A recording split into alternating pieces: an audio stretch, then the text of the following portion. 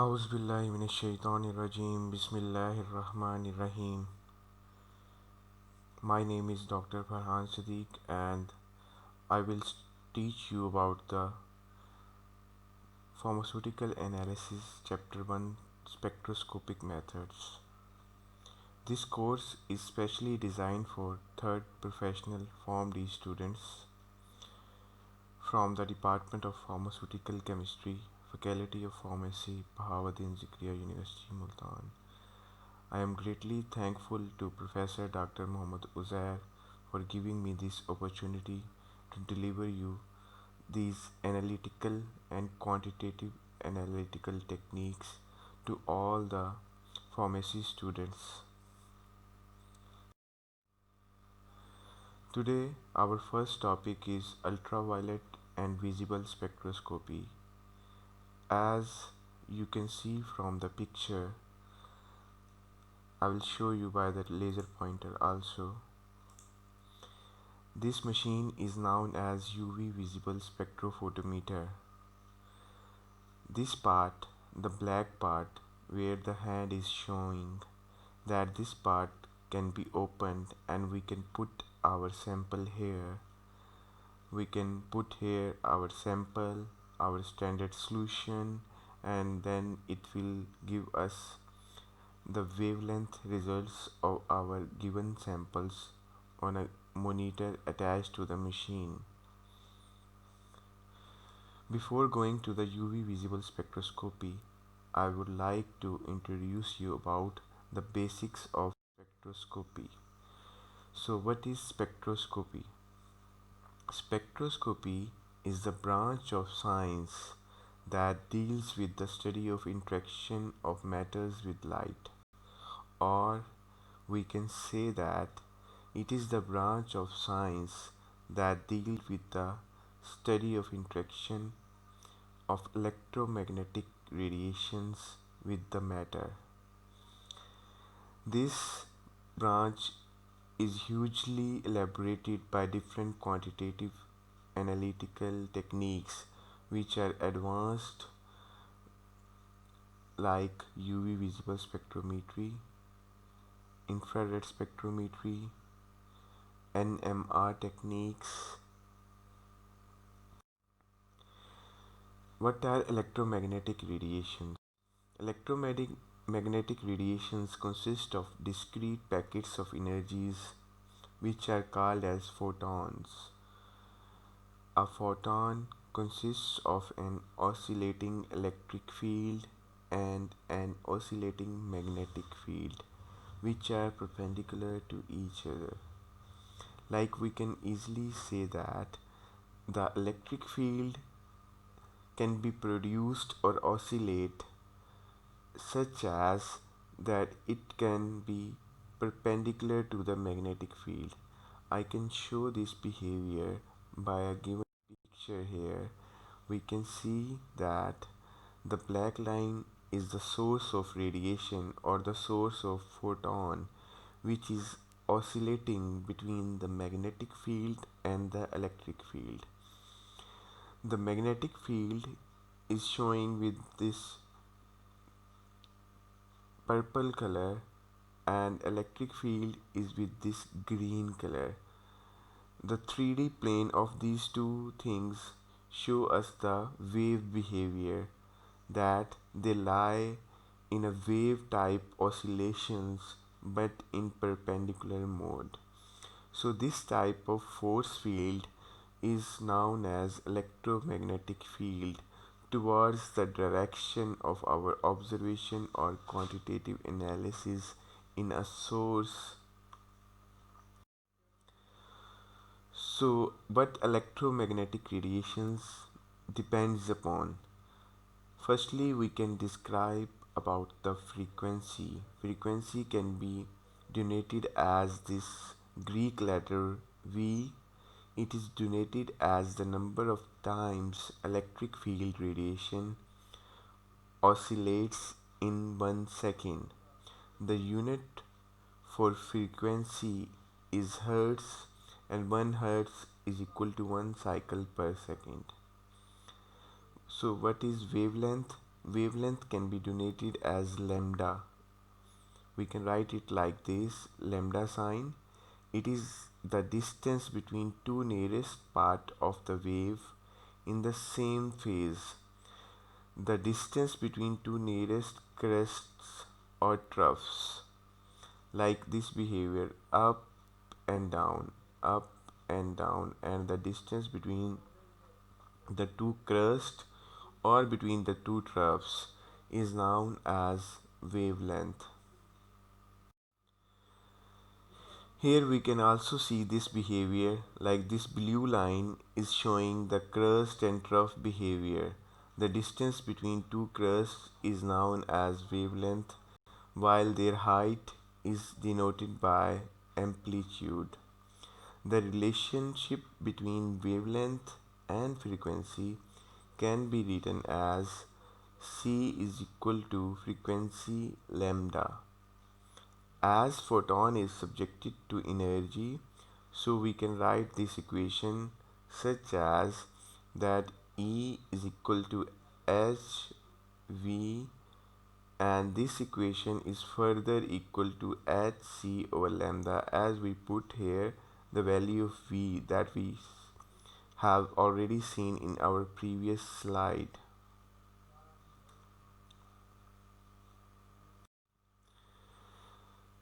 Going towards the principle of spectroscopy, that why we use spectroscopy, why it is so important, and what it depends upon. In principle of spectroscopy, it is based on the measurement of spectrum of a sample containing atoms or molecules. Spectrum can also be defined as a graph a graph of intensity of absorbed or emitted radiation by sample versus frequency or wavelength.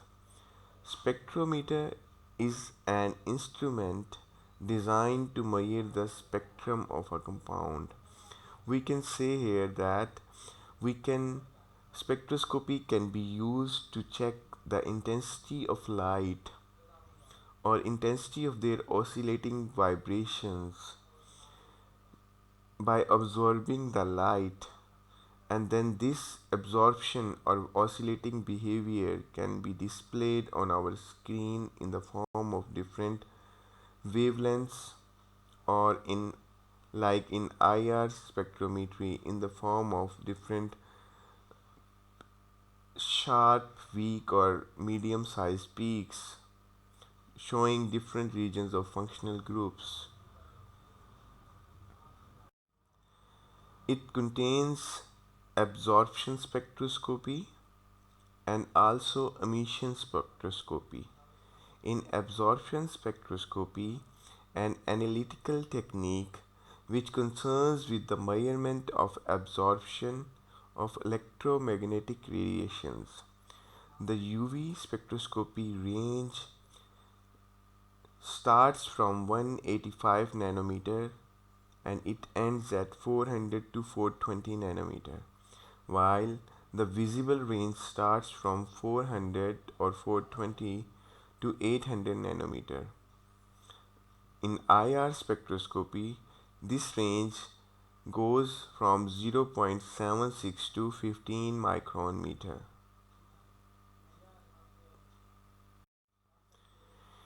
In emission spectroscopy, which is widely used in mass spectroscopy, this is also an analytical technique in which emission of a particle or radiation is dispersed according to some property of the emission, and the amount of dispersion is measured. Difference between these three instruments like photometer, spectrophotometer and colorimeter. Now going towards the instrumentation of our UV visible spectrophotometry. Its content contains introduction of UV visible spectroscopy, the components of spectrophotometry and their instrumental design. We have a wide range of electromagnetic waves, starting from the X-rays, sorry, gamma rays, X-rays, ultraviolet region, visible region, infrared region, microwave region, and radio region. Here in this topic, we will discuss this UV region and the visible region. Visible region is further divided into wide range of regions depending upon the wavelength. Their colors are different in visible region. Absorption spectrophotometry is the ultraviolet and visible region is considered to be one of the oldest physical method for quantitative analysis and structural elucidation. Wavelength region of ultraviolet is from 200 to 400 nanometer, while the visible region starts from 400 nanometer to 800 nanometers.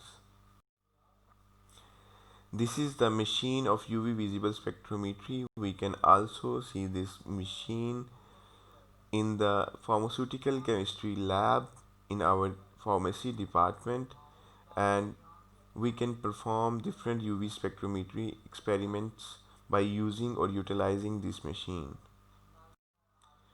Components of UV visible spectrophotometers includes source of radiation energy, collimating system, monochromator system, sample holder or container to hold sample, detector system of collecting transmitted radiations, suitable amplifier or readout devices.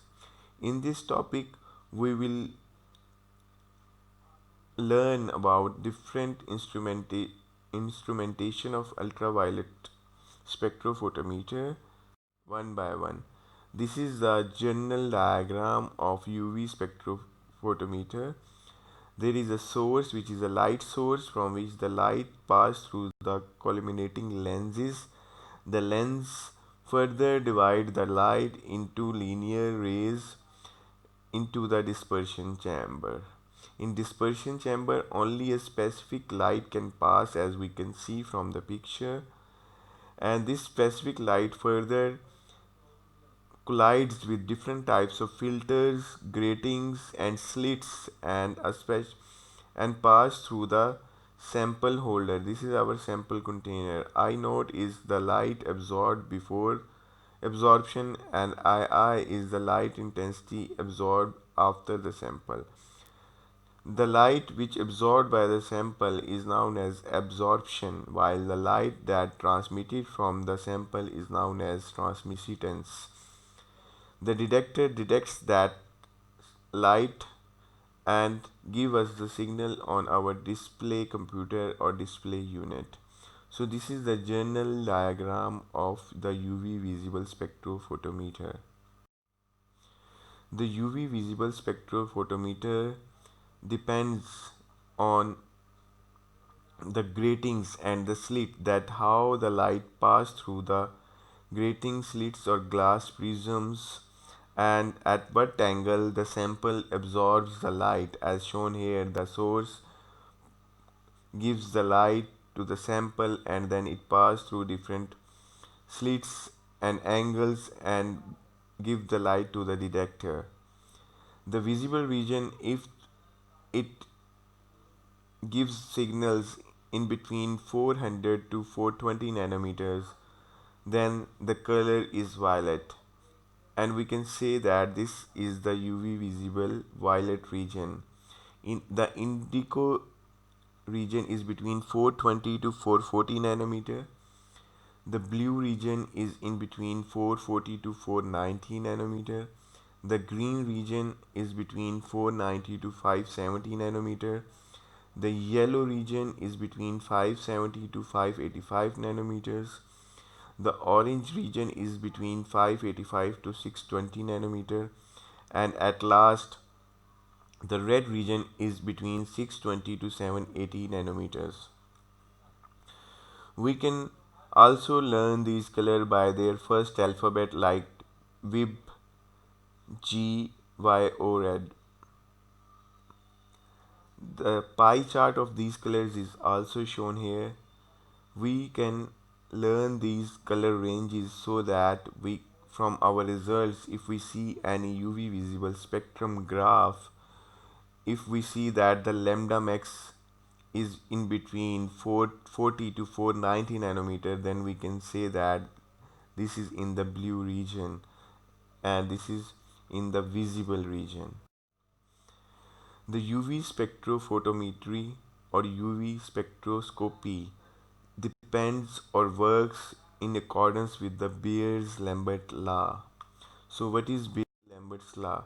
Beer-Lambert's law defines as that the light passing through the sample absorption equal to the molar absorptivity, the path or length of the sample chamber, which we known as covert in UV visible spectrophotometry, and the C is the concentration of the compound which is present in the sample solution.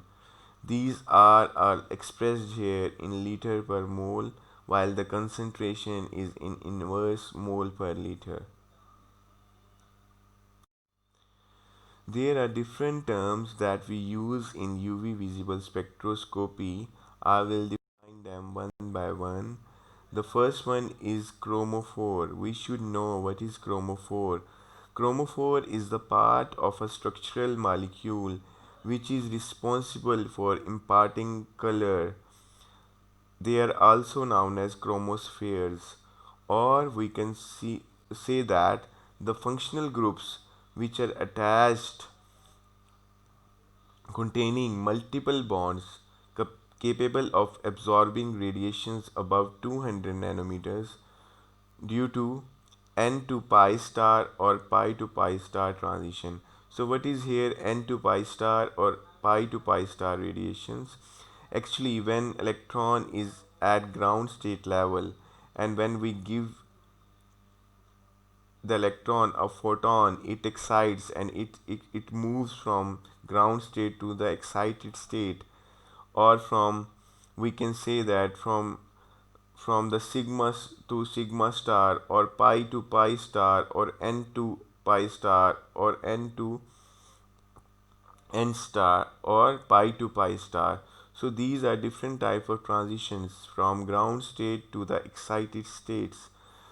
There are different functional groups attached to our samples including NO2, NOO, this carbonyl group, N double bond N, this cyanide group, and this alkene group, and this C double bond S group. Due to the presence of these some specific functional groups with the structure, the intensity of light absorption can be changed, it can be increased or it can be decreased, and due to their increase or due to their decrease, the imparting colors of the molecule can be changed also. It can be red, it can be blue, it can be violet depending upon their wavelength. What is oxochrome? Oxochrome is actually the functional group attached to the chromophore which modifies the ability of chromophore to absorb light, altering the wavelength or intensity of absorption. Or we can say that the functional group with non-bonding electrons that does not absorb radiation in near UV region, but when attached to the chromophore alter the wavelength and intensity of absorption. Here its meaning is that in chromophore we can say that it is important for imparting the color, and its intensity is depend upon its structure. But in oxochrome, if we attach some other group or some other functional group with the chromophore, then what happens? With the attachment of an extra or other functional group, their intensity change, their light absorption power change. It may be increase or it may be decrease. So this type of attachment of other functional groups within the chromophore is known as oxochrome. Here we can say that in Oxochrome, benzene has a lambda max at 255 nanometers, while with the addition of this hydroxyl group, this lambda max shift towards 270 nanometer. With the addition of this amine group, this absorption further increased to 280 nanometers. So this is a chromophore, but with the addition of these groups, further functional groups, making it an oxochrome, its intensity power is increased from the normal benzene. Similarly, it happens in aniline. So this is the end of part 1 for UV visible spectroscopy. In the next part, we will discuss about some more terms and some more effects used in the UV and visible spectroscopy. We will also discuss about the instrumentation of UV visible spectroscopy in detail. Thank you so much. See you in the next lecture.